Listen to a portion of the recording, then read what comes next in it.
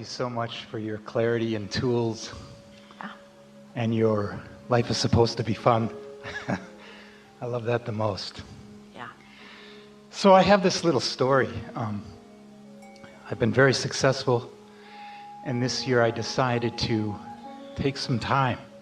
And I've been accused as an overachiever, and I've done very well. However, this year I just let it go. Who would accuse you of being an overachiever? Underachievers? That's a good, yeah. Isn't that funny? Yes. You know, I'd have angst about things, and I was driven, kind of. Driven or called? I like the distinction. When you put things in your vortex and that synergy begins to happen and the cooperative components are being gathered and you are in a cooperative mode, you are called. That's and beautiful. Others who watch you, obsessed with it, think that you're being driven. And maybe you are from time to time, but mostly you're being called. Beautiful distinction. It makes all the difference in the world. It does. This year I decided to be more quiet. Something about 2018, I let go of any angst. I thought that was beautiful, by the way. Thank you for that. And I have enough momentum going where I just let it all go, and the prosperity keeps coming in. I've been very quiet, a bit recluse, and I have a beautiful lake. I happen to live in Asheville, in the mountains, and I walk down to this beautiful lake every day. I've been there for quite a while. And it's about 2 miles, and it's just this amazing, beautiful nature walk that I do every day. And I sit on this bench at the very end of the lake, and I'm quiet, I meditate, I look at the scenery out in front of me. It's quite extraordinary. One day a little bird landed on the railing, and I was like, okay, this is interesting. And then it kind of fluttered around, and I had the impulse to pick up a stick, and it landed on the stick. I was like, whoa. And then it flew around it, and then... And the bird says, so much for being reclusive. I had the impulse to stick out my finger, and it landed on my finger. And then I was like, this bird wants to play. It landed on the cell phone in my hand, and I was like, I can't take pictures of you when you're on my cell phone. So I got pictures of it, and it was the most extraordinary feeling. I came back for a week, and I looked it up. It's a olive-sided flycatcher, and it was a female, weighs about 6 grams. And I was like in a different dimension playing with this little bird. Well, those are the operative words. I was tuned in, tapped in, turned on. I was pure positive energy. I offered no threat whatsoever. I was in vibrational harmony with source, and so was the bird. And law of attraction brought us together to revel in the beauty of one another. That's how it works.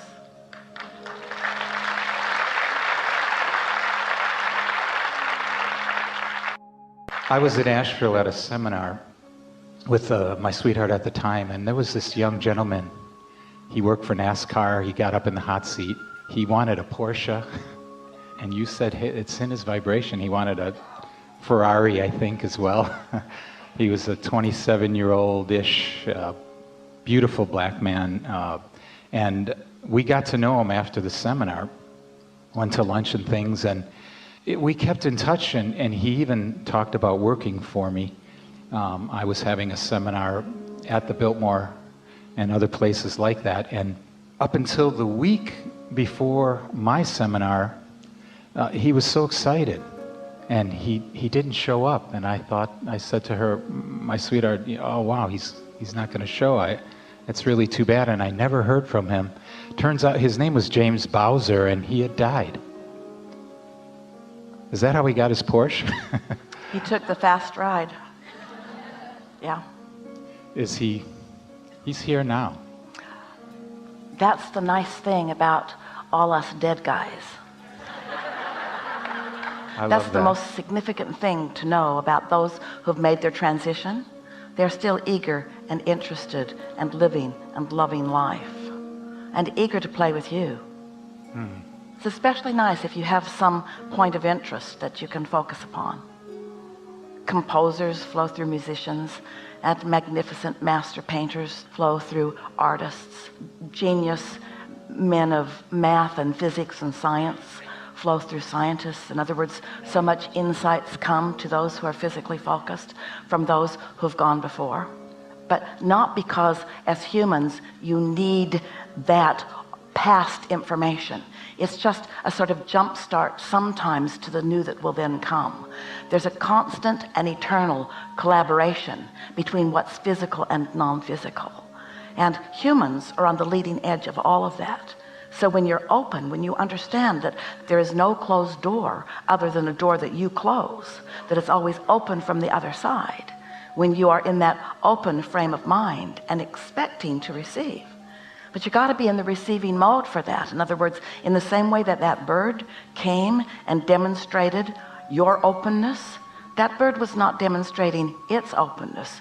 That bird was demonstrating to you your openness. And it's that sort of openness that gives you access to receiving impulses and thoughts.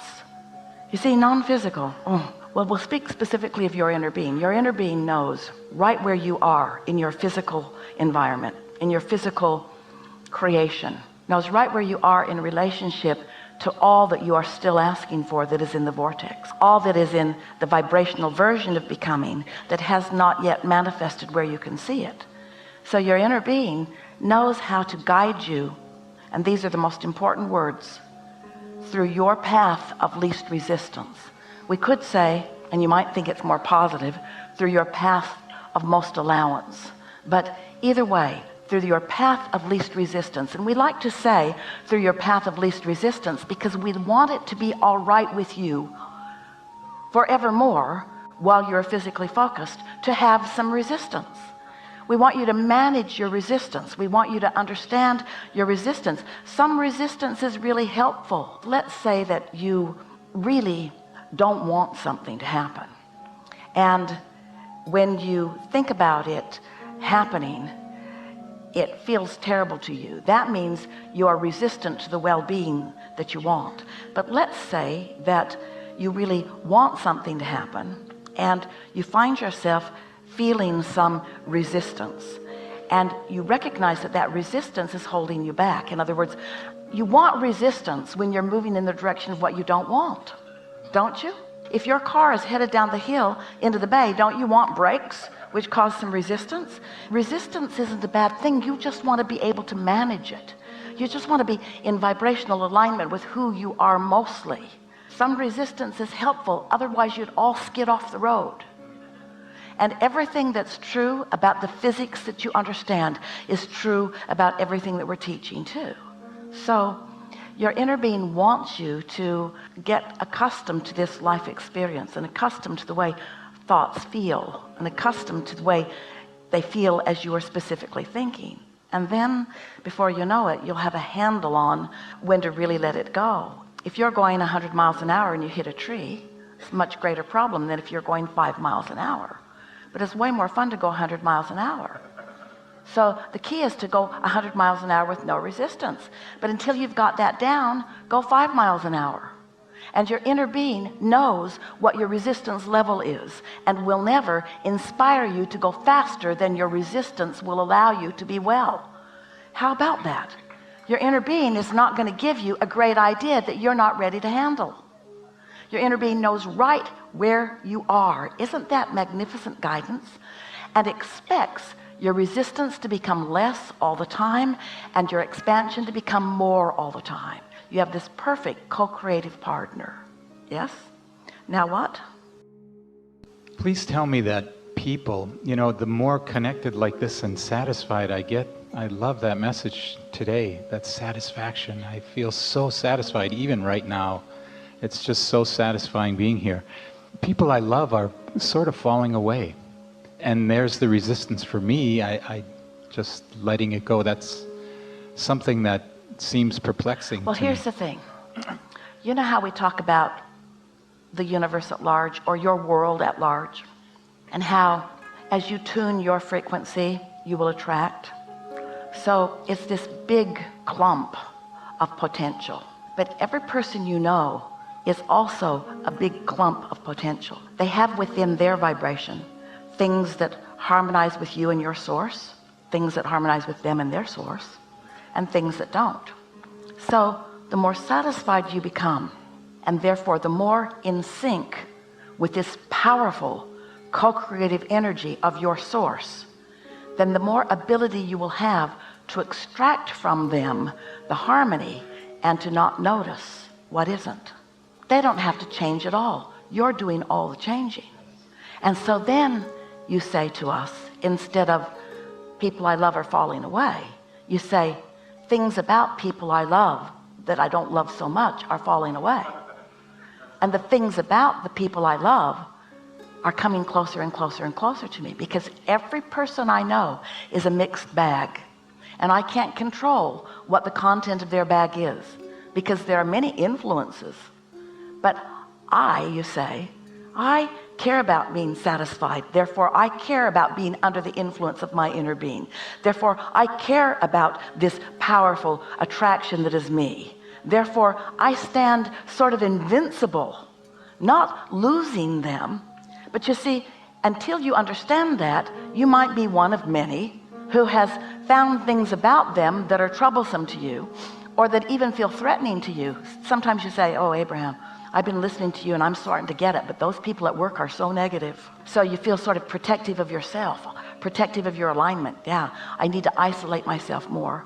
I need to be in more seclusion. And we say, no, I just need to be more tuned to who you really are. And then you can be anywhere and extract or attract the very best parts of wherever you are. That's what being an uplifter is. It's someone who is chronically tuned to who you are. You know, one who's tuned in like that is more powerful than millions who aren't. The ratio, your point of attraction, when you are in collaboration, vibrational, harmonic collaboration with your inner being, your point of attraction is huge. Esther can't even find words in her vocabulary to define the difference, you see. When that's where you live, then that's what you get from this one and this one and this one and this one and this one and this one and this one, or not. But fewer of them fall away, because you don't let them fall away, because you keep active within you the things about them that you want to keep attracting. A woman said to us one day, she was talking about her son, she was worried about it, and we gave her some words and we encouraged her to just sort of ignore what was going on with him as best she could and focus upon the things that weren't really happening, but that she knew he wanted and that she wanted. And she said, he will feel like I have forsaken him. If I'm not there for him in all of his troubles, he will feel like I've cut him free. And we said, not if you don't cut him free. How could anyone feel cut free when you are holding them as your object of attention and loving them as much as you love life? How could anyone feel cut free when you're